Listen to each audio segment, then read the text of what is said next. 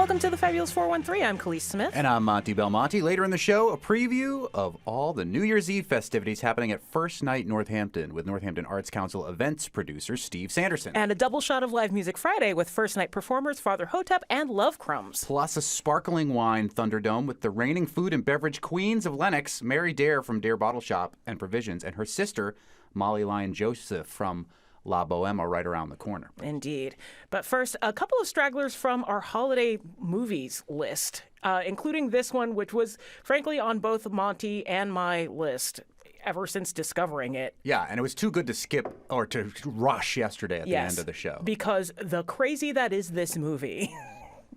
So it is called in English either Deadly Games or Dial Code Santa Claus. And I first saw it as part of a monthly free culty double feature movie program that I helped produce at the Shea called Cinema Storm. And I saw it for late nights at Amherst Cinema, who were also showing it. Yeah, and so my friend Bob Kraskowski, who is a filmmaker, was like, you have got to see this movie. And it's by a French director. It's in French, really. His name is René Mansour. And the issue with this movie is that it came out in 1989, and it's about a home invasion where a child has to protect his home from invaders on Christmas. It just so happens that the invader of this particular home is Santa Claus. So then 1990, a year later, one of the most famous Christmas movies of all time comes out, Home Alone, and Mansour, the French director, threatened legal action saying that they'd plagiarized his movie and alleging they had remade it. Now, the timeline to get a movie made in that year and having totally plagiarized it to me seems like unrealistic. And frankly, there aren't a whole lot of comedic elements to the French version. I think this is very much a Dread and the Raid sort of situation where they just happen to have similar storylines and come out way too close to each other. It's also interesting to note that you can't, as far as I know, find Dial Code Santa Claus or Deadly Games streaming anywhere. You have to either find it and buy it on a Blu-ray or something, or have a good friend who owns the Blu-ray, like Bob Kraskowski, my buddy. My dad found it somewhere because I made my family watch this for our family holiday watch along after I'd seen it, because I couldn't let them keep going not knowing that this movie exists. Let's hear the trailer for Dial Code Santa Claus. He's 9 years old. His name is Thomas. He's a little genius. He believes in Father Christmas. His two favorite pastimes: computers and superheroes. December 24th, midnight. Hidden under the dining room table, Thomas waits for Father Christmas. But what he does not know is that he is about to experience the most frightening night of his entire life. This movie is so amazingly bad that it's good. It is so amazing. The little kid in it has the most majestic mullet that I've seen in ages. And he has to fight Santa Claus all night, who's trying to kill him and his grandfather. Yeah, and he's been playing, the setup for this movie also is just so long. Yeah. You see him in, all of the games that he gets up to in, this literal castle that he lives in. Yeah. Not like a standard house, like a mansion sort of thing. Yeah, you thought the Home Alone house was nice. The kid from Dial Code Santa Claus lives in a castle. Has a whole secret room with, an actual other house in it. It's genuinely bizarre. But does all the things that Kevin McAllister does, like booby trap the house and fight for dear life. And stick his grandpa in a suit of armor. But one of the best things about this movie is the closing credits song, which is performed by none other than Bonnie Tyler, who you know from Total Eclipse of the Heart. And if I'm not mistaken, the lyrics were written by the director. That could be, because it sounds like lyrics that were written in French and then poorly translated into English. Yeah, it does sound like a prototype of Google Translate. Let's hear a little clip of some of the genius lyrics that go into this Bonnie Tyler song that is part of the... Genius is a strong word. I love this. I listen to this all the time. Help me, Santa Claus. Come close to my heart. All my doors are closed.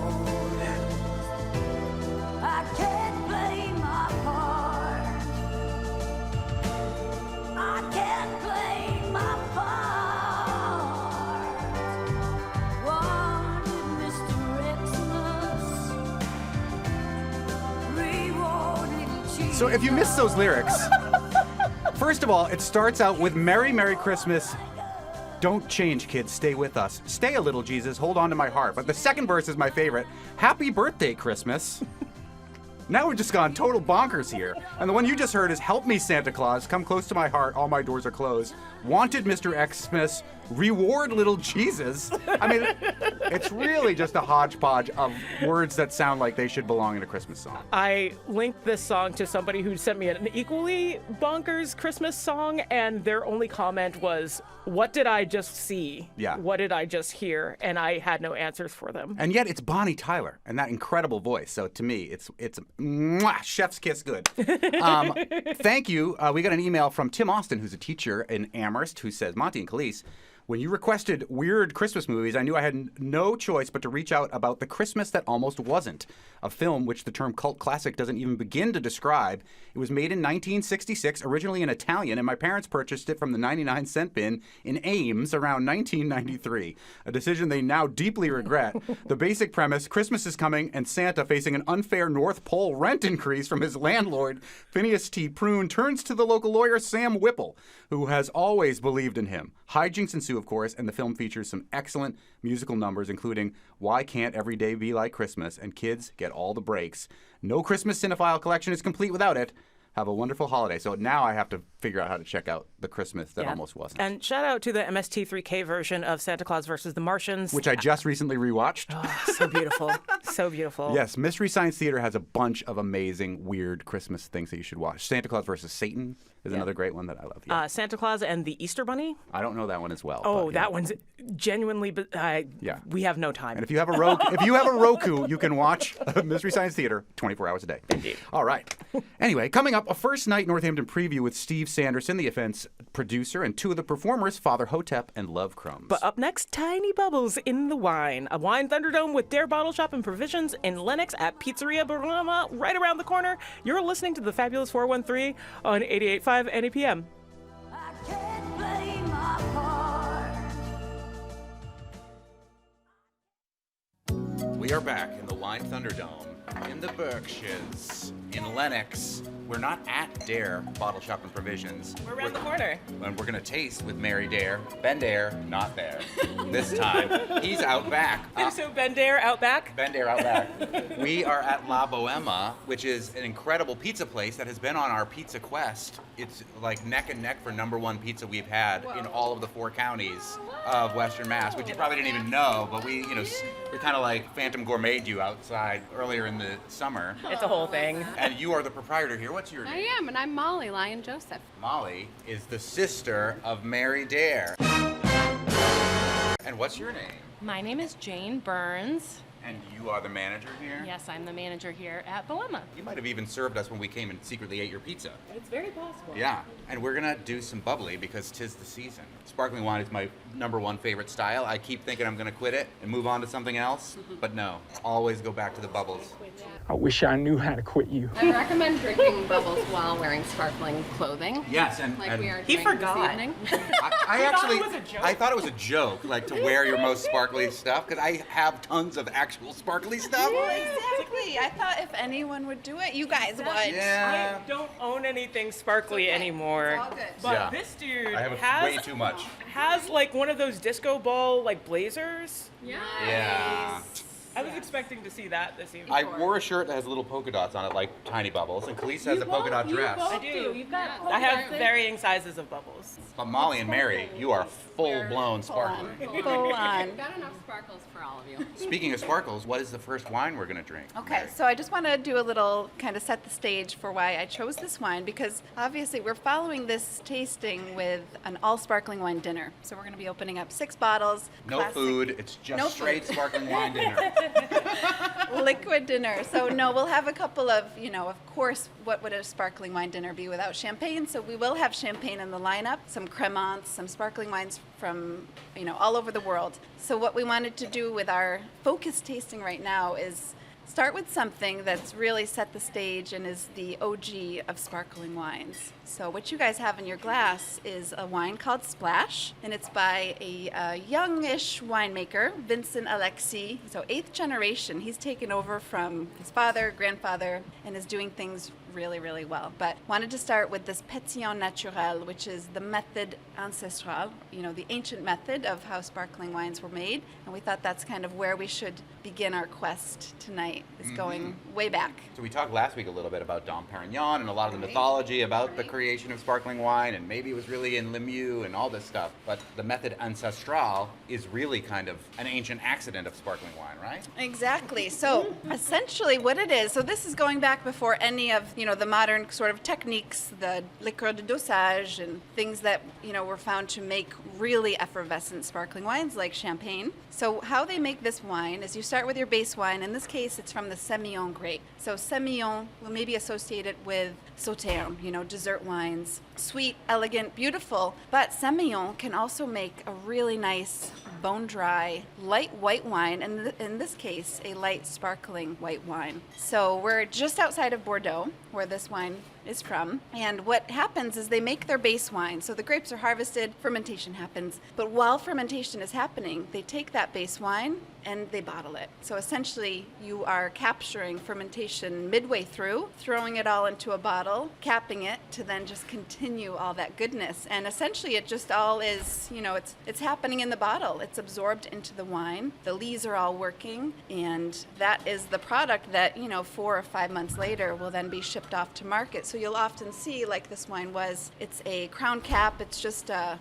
beer cap. There's not a crazy amount of effervescence as you'd see with champagne, Franciacorta, Cava, Prosecco. It's a much more of a delicate bubble. It's light in every way, but you really get that little sensation of happy bubbles, low ABV, and it's bone dry. It's really good. It's got a lot of body to it. Like, it's got really nice acid, and like the bubbles are great, but like it's not as lean as I would imagine from just like the description and knowing that it's like naturally fermented. It's got a good amount of, just a little bit of heft so that everything else can slide off. To me, it's like very gentle pop rocks, where it's not like as aggressive as the pop rocks you may remember as a child, right. exploding on your tongue, but there's a little bit of pop rocks It's happening. when you get just the teensy pop rock Yeah, at yeah. the bottom of the bag. Exactly, the pop rock dust. That's what it is. It's pop rock dust. Sounds like a real bad drug. That's going to be our new shelf talker. Pop rock dust in your mouth. What do you think, Jane? I think it's lovely. I love a pet mat. I think just like the lightest, littlest bit of funkiness is very welcome. This happens to be a winemaker that we know very well. We've known him for years. We've had meals with him. We've been to his beautiful property. So for us, it really adds that extra edge of not only is it a delicious wine, but we really can get behind it because we know the person who is making it, and he's really doing incredible things with his winemaking approach and his style. It's all organically farmed, biodynamically produced. He's working with 100 acres is what it comes down to. So it's a big, he has a big kind of expanse, but he is doing winemaking on a real artisanal scale. That label is really fun. So it is a wine that you'll recognize on the shelf. It's not typically French, and his motto for his winemaking, which we love, and it really shines through, is French wine is not dead. And he refers to that as like, he's the new generation, part of that new movement of winemakers who are also not killing their soils. So they're regenerative farming and not putting pesticides and all that crap there. So, that's really the heart of what he does. It's a nice, just no-brainer sparkling wine.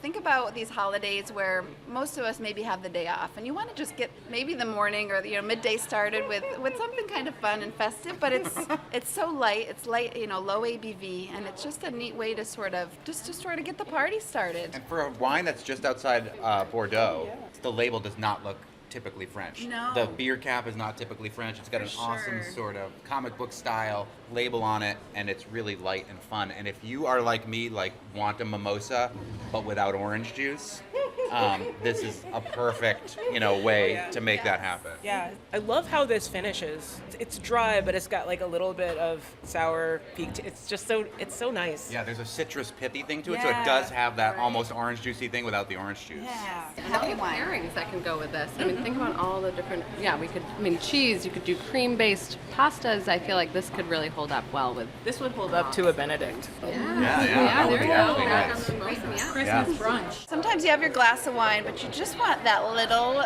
touch more. And we're always like, just a splash. Like, it's perfect. And that's the name of the first one. Perfect. This goes well with lobster. If you're a mermaid, Thank you. These look terrific. She's really hungry.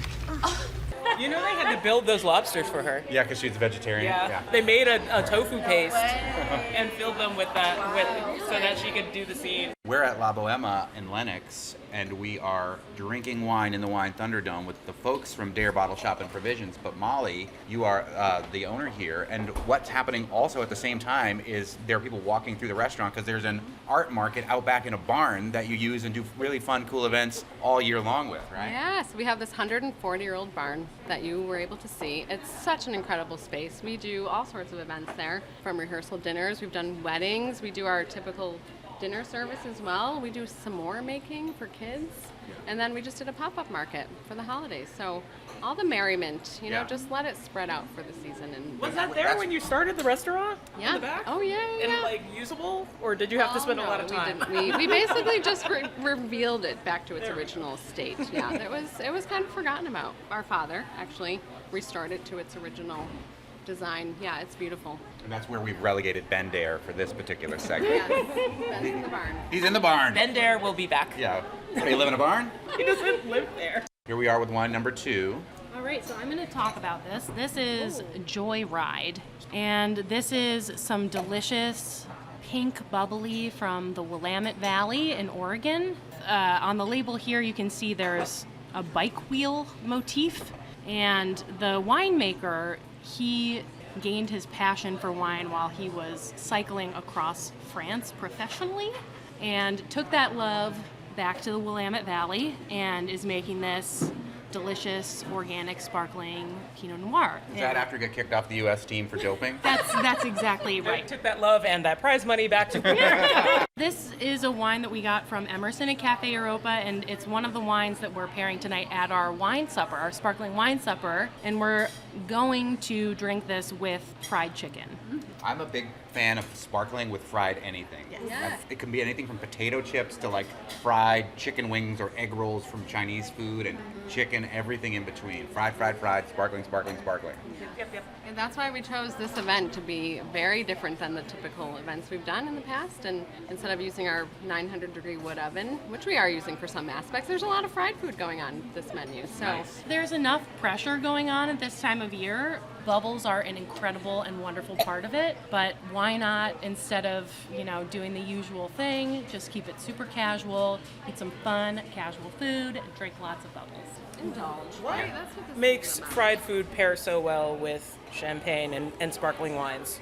The acid can cut through the fat pretty well, and this has a great acid to it. I also think that a lot of fried food is just by design going to be salty, and sparkling wine a lot of times is a tiny bit sweeter than still wines, sometimes because of the dosage, the extra sugar that they add to it. So the sweet salty thing is why I think it matches really well. Exactly. Just wanted to mention the sparkle in this wine is created in the way that they'll make Prosecco, so in that Charmat method. So it kind of doesn't have a specific name, essentially just American sparkling, but it's part of that big category of sparkling wines made in the States that we don't have a specific sort of title for. Yeah. Where does it land on the pop rock? That's a big Which one. part of the package? It's a little bit further from the end. Like there's definitely a lot more residual bubbling happening here for this one. Not like you just got a handful. Don't drink it with soda or you will explode. Don't give it to pigeons. Did we say what grape this is? I'm assuming it's Pinot Noir because Willamette Valley? Yep, 100% organic Pinot Noir. It's a nice, gentle pink. So much different fruit. The other one is very much citrus, and this is berries, Yeah. like red berries. I like that both of these have the beer cap, for lack of a better word. Yeah, right. that's fun. Makes it a lot easier. People get intimidated by opening Right. sparkling wine with the cork. And then Yeah. you also don't have to worry about accidentally putting your eye out. You'll shoot your eye out! You'll shoot your eye out! You guys did the 101 of opening a bottle the other day. One day we'll go over the sabering of bottles on the radio, which is really fun to do too. Yes. Impress your friends with sabering. Yeah. Yeah, Sabering 101.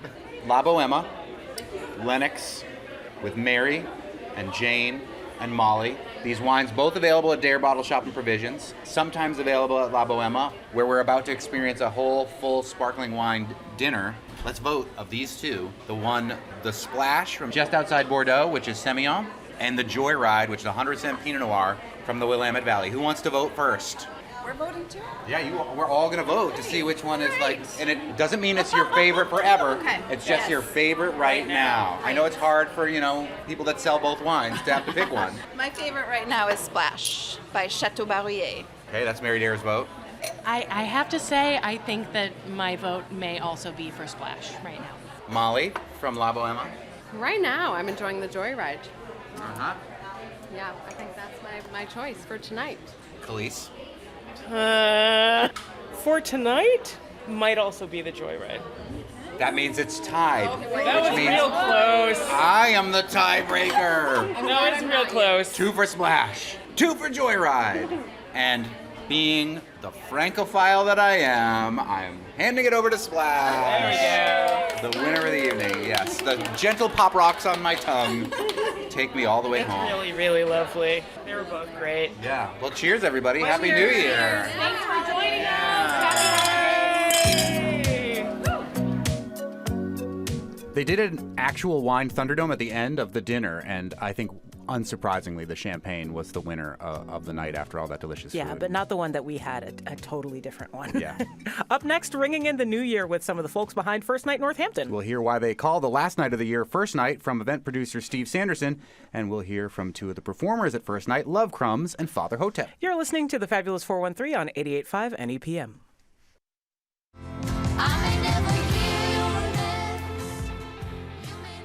Welcome back to the Fabulous 413. I'm Monty Belmonte. And I'm Khalees Smith. On Sunday, December 31st, the Northampton Arts Council will bring you the 39th incarnation of a citywide New Year's Eve party. Since 1985, First Night Northampton has filled the Paradise City with a 12-hour family-friendly festival of the arts, culminating in a traditional ball raising from the roof of the Hotel Northampton. Only in Northampton does the ball What was that snicker go about? up. Come on. First Night takes over downtown with 23 venues, an astounding array of entertainment presented by hundreds of talented performers. And joining us to give us a rundown of what to expect is Northampton Arts Council events producer Steve Sanderson. Steve, thanks for joining us. Oh, thanks for having me. It's great to be here. So what's funny about the ball raising? Besides the fact that we raise the ball and it's so much easier to drop it because gravity. It's just Northampton. Yeah, we've got to raise the ball. and it's I hear it referred to all the time as a good old-fashioned ball raising, which is hilarious. That seems like a thing you could be maybe taken to court for. Right, exactly. Steve Sanderson, First Night. It doesn't make sense to a lot of people because it's the last night of the year. So why is it called First Night if it's the last night? Well, you're celebrating the end, and you're going past midnight. Okay. And it's still dark out. So I kind of explain it that way. It's still, You don't want to call it first morning? it doesn't ring. First It doesn't early ring. morning? It's not as good. First morning. Oh, I'll see you at first morning. We'll go party. And if you say last night, it sounds like something that happened yesterday. Right, Did yeah. you go to last No, night? What do you mean? You want to go to what last night? Yeah. But First Night is like a protected, trademarked brand that is. started in Boston, right? Can you tell us a little bit about that? Well, Boston, you just did. It's they own the trademark, and we have to pay homage to them every year. So, but they allow it. They're fine with it. Yeah. an arts organization, right? Yeah, Has- yeah, Just like the Arts Council. Exactly like the Arts Council, but they were first, so they have rights. And but ours is bigger. Is it? Yeah, ours Then is First bigger. Night Yeah, Boston? we have more venues. How many venues? Really? We have 22 venues, and that's not really counting us closing down the street for the DJs at the end of the night. Uh-huh. That's why we counted 23 Yes. Yeah. on our Yeah, list. So so- you closed down a whole street there. Yeah. The middle of that intersection still counts as a venue. Yeah, and you can party on the courtyard. We light the courtyard now. Have you seen the courtyard recently? We're getting better and better at that. It's like really funky. Nice. Yeah. We light the hotel and the courtyard. It's a fun place to hang out. We also start the music there earlier.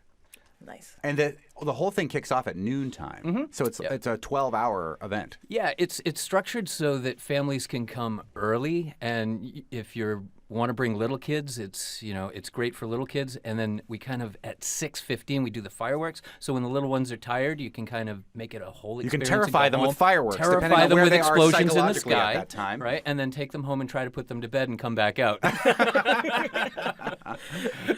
Which we're hoping that you do. Yeah. And how does one, there's, as we mentioned, 22 or 23, depending how you want to count it, venues, a 12 hours event.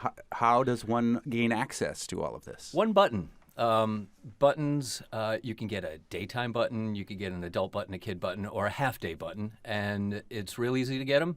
FirstNightNorthampton.org is where you would go. There's a list of actual retailers where you could go and get them, or you can buy them online and pick them up at Thorne's on the day of. Excellent. Yeah. The event's been going on for like almost 40 years. How many venues did it start with to grow to 23? It started smaller because I believe that Smith College, who is back now and has 3 venues, we hadn't had Smith College since before the pandemic, and 33 Holly didn't exist. Right. So you're looking at all of the churches downtown and a few other municipal buildings. So I'm going to say it probably started out 8 to 12 venues. Yeah, and now it's grown, and it's also transitioned. It was one arts organization, the Center for the Arts, where 33 Holly is based now, to the city's arts organization, the Northampton Arts Council. Right. It's so a fundraiser for the arts in some ways, right? Because you are a 501c3 nonprofit arm of the city government. Yeah, and we will turn all that profit into grants and operating funds to fund art and art projects. You say the Northampton Center for the Arts. I would be remiss if I did not shout out Penny Burke, who taught us everything we need to know about First Night, and we, following in her footsteps with this model. I swore that she would never stop producing First Night because she every year would tell me, "This is my last one. This is my last one. This is my last one." One year she gave me a bottle of Trump vodka as a gift right before First Night, and that was her last one. I think she had to check out after that. She's like, I've gone too far. Yeah. We're speaking with Steve Sanderson from the Northampton Arts Council, who's also the host of the Mornings on 93.9 The River. I'm listening to you and your daughter Hazel, who's in the studio with us, and her Get Up and Go song of the day on the drive-in every morning. So now we're talking about 2 institutions that you've taken over. Yeah, right? Well, what's next? The Fabulous 413? We funny, invited this. Like, there's great mentors. What can I say? And the Young at Heart chorus I was a part of for so long. That's right. It led me to the Arts Council when Bob Silman retired for the Arts Council. That's pretty amazing. Yeah. Now they'll be playing at Solid Sound, they just announced. Isn't that amazing? It's really amazing. Yeah. It's going to be awesome. There I'm are very excited. over 100 performances that are part of First Night Northampton on New Year's Eve in Northampton, 23 locations, and one of those performers joins us in the studio, Father Hotep. That's right. Father Hotep, Michael Hansen, from Amherst, is first-generation Trinidadian American songwriter, vocalist, multi-instrumentalist, and composer based in Amherst and performing under the name Father Hotep. Tell us about yourself and your Father Hotep. Yeah. Well, hi. My name is Michael. Hi. Hi, Michael. I go under Father Hotep, and I live in the area, sort of the Hadley, Amherst area, and the project that I am performing under is actually a visual auditory, like sort of auditory experience that I developed based on remixes. There's like a long tradition of like hip hop remixes, and more recently in the last 10 years, more commonly doing visual remixes of what could be described as movement, and that's a lot of what my art is centered around, along with like my personal experience as a Black creator in kind of like the area. Yeah. So Father Hotep and the work that you produce under that moniker is far less of just music, just hip hop, but more of a like multi-level sort of thing. Is it always performance art? Do you bring other people into these projects when you play out? Yeah, actually, there's a lot of, like I said, movement that's involved in like the composition, and a lot of the movement kind of addresses genre as well, and addresses changes in how we think about certain, like some of the tracks I'm going to play are kind of hip hop inspired, but also like draw on house music and draw on dub and D&B, jungle. There's also a lot of design in the concepts that I'm bringing to the table. You'll hear from Alan Watts and Louis Armstrong for as vocal like interludes to kind of I like to speak with samples. So a lot of the process and a lot of the music that I make, especially with the collaborations, I have one collaboration that I'll be playing for y'all with my collaborator, longtime collaborator Nick Bowers. and we're huge Ableton sound design nerds. Nice. So our whole Ableton. Yeah. It's a full-time job for us. For those who don't know what Ableton is, explain. Yeah, it's an audio sort of workstation that's all in the box, all on your computer. So Yeah, but it does video too, sorta. If you want to get into it can. it can. It totally can. Yeah. Not so much for like transitions or fancy things, but if you just want cuts, there you go. You're good. Yeah. Great for syncing. But we're huge audio nerds. I'm a huge audio nerd, but I'm also a performer, vocalist. I've been a vocalist for my entire life. That's where I learned theory, and that's where I learned performance. And this project sort of harkens or works within the kind of movement space and with the video projections and the genre flipping, but it also is the backing for my voice when I do perform with my voice. Yeah. Should we hear the clip? I would love to. Do you want to set it up at all? Or tell us who we're going to hear in this. So the opening. So I don't like explaining the art, but I would love to frame it for you so you have something to cling on to because it is a little bit chaotic. In the best way. In the best way. Very good way. In the best way. Sure. No. So this clip. I made a mix specifically for the show because I was like, thanks. yeah, I was Thank like, you. I wanted to kind of give people that might be coming out to First Night an idea of like where my head's at and what my music's about. This clip sort of emphasizes perspective on a couple levels and brings you into kind of that kind of cliche of like we're all one by indicating, hey, like. Perspective on the phone, you hear it in your head, you hear your own voice in your head, you hear your own voice on the radio, you hear your own voice or when you project onto people, you know what I mean? What does that mean and what does that feel like? Cool. Father Hotep is performing at First Night Northampton on New Year's Eve at 3 o'clock at Click Workspace. Here's Father Hotep. Voice message system 0, 1, 2, 3, 4, 5, 6, 7, 8, 9 is not available. At the tone, please record your message. When you have finished recording, you may hang up or press 1 for more options. There are really 4 questions that all philosophers have discussed from the beginning of recorded time. First is who started it. The second is are we going to make it? The third is where are we going to put it? And the fourth is who's going to clean up? When you think these over, it poses a 5th question. Is it serious? And that's the one I want to discuss. Is existence serious? Like you say to doctor, after he's looked at your X-ray picture, is it serious? What does that mean? It means, am I in danger of not continuing to survive? The question is, ought I to continue to survive? In other words, must I survive?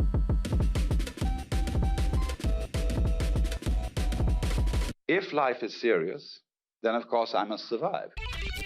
If it is not serious, it really doesn't matter whether I do or I don't.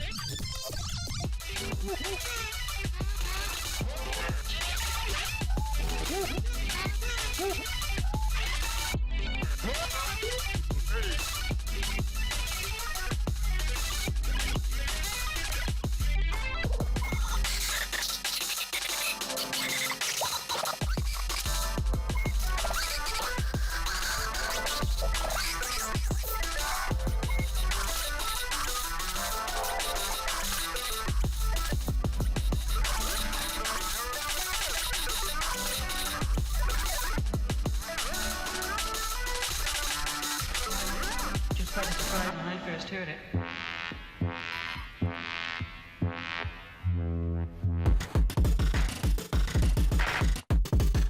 Trumpet-like quality, trumpet quality, strange. Let's show you how one of these sounds might be laid in to a piece.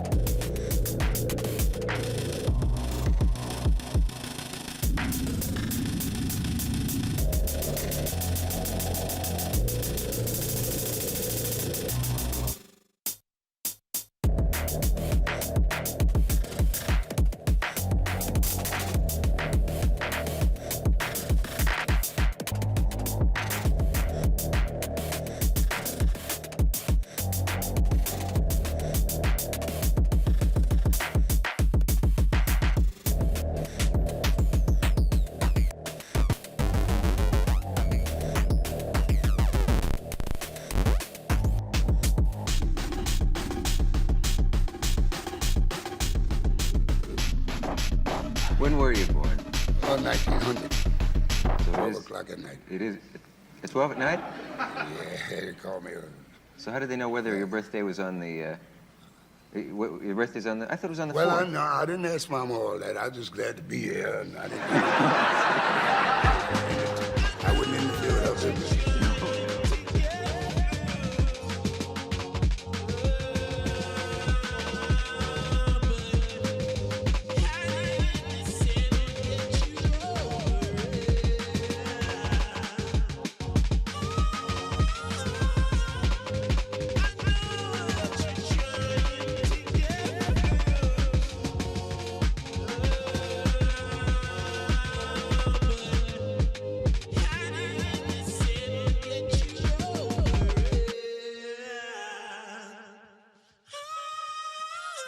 It's one of those subtle things that you just gotta trust, that someone sees something that you can't see. Yes. Another example of what those subtleties is like, you hear yourself talk all day, and then you hear yourself on a voicemail and you sound completely different.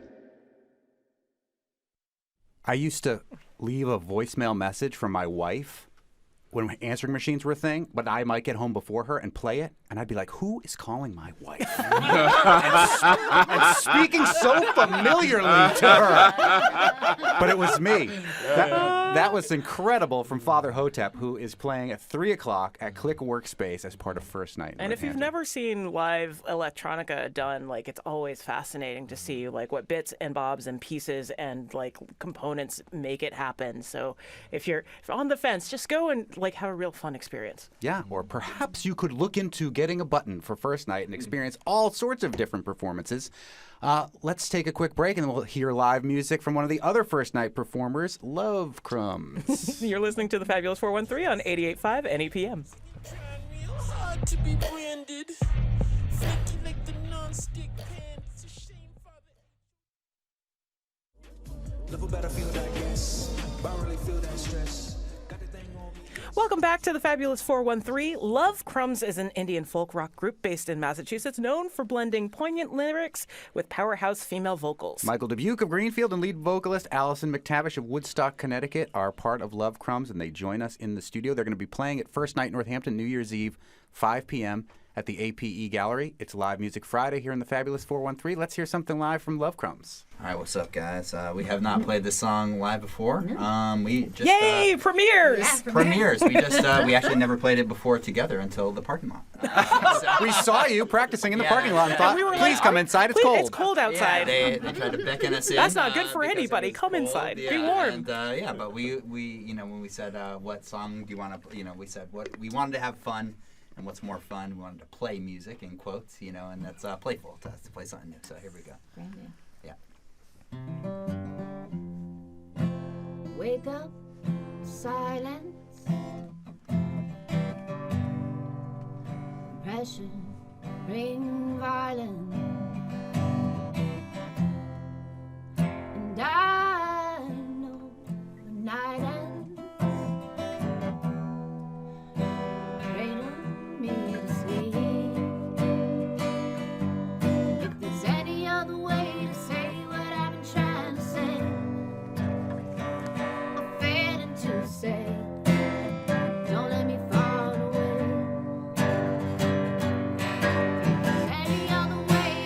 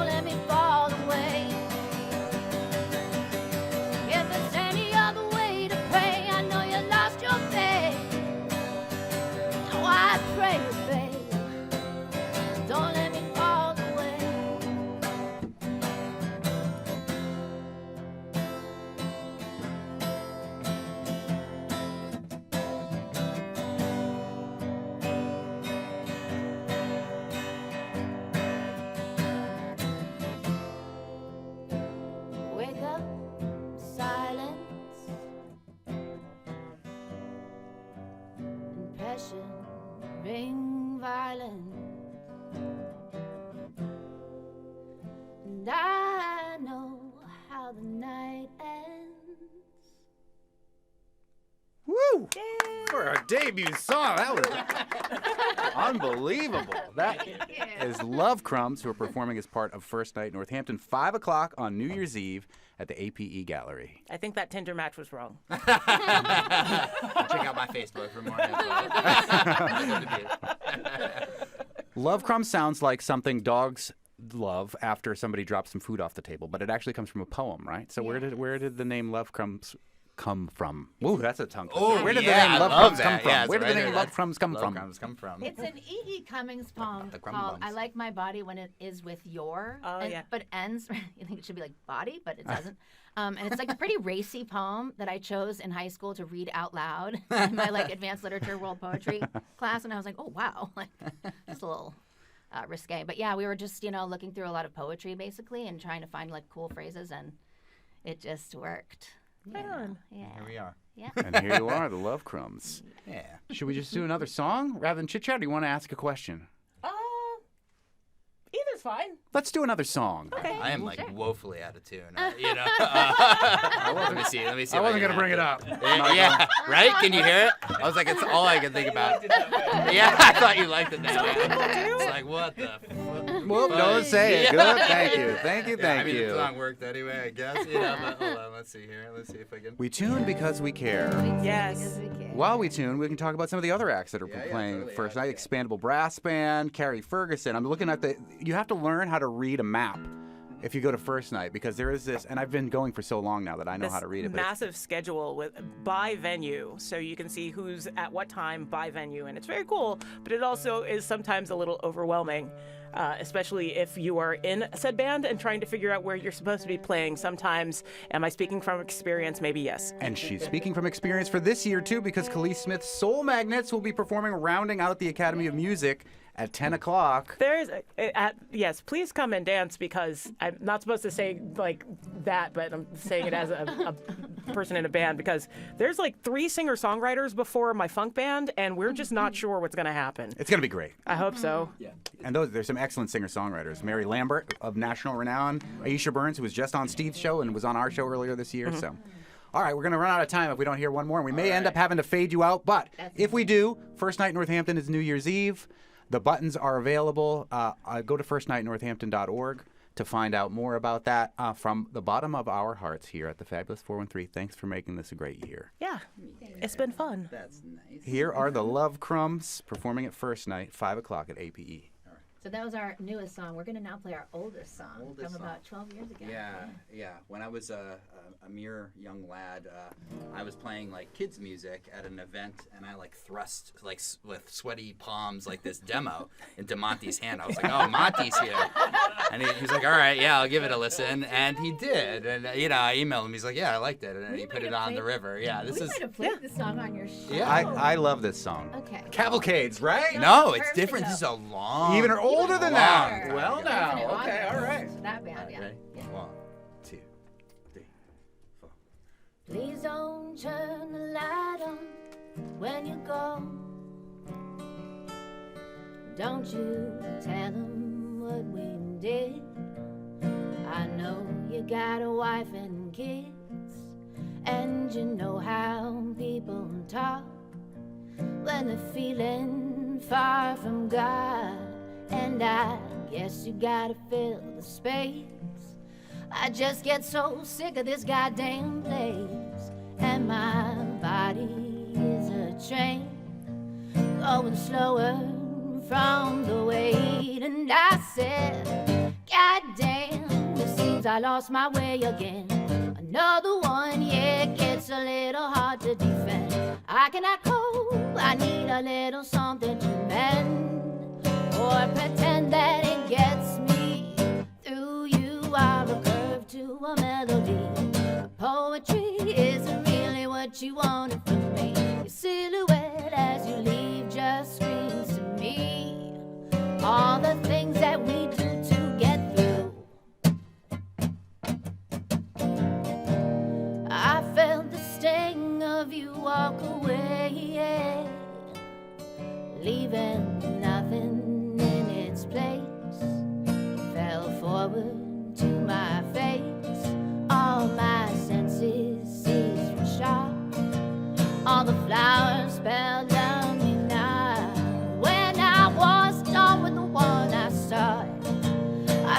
ripping walls of all their clubs, and my body is afraid. It takes a touch to tilt the way. When I said, God damn, it seems I lost my way again. Another one, yeah, gets a little hard to defend. I cannot cope, I need a little something to mend, or pretend that it gets me.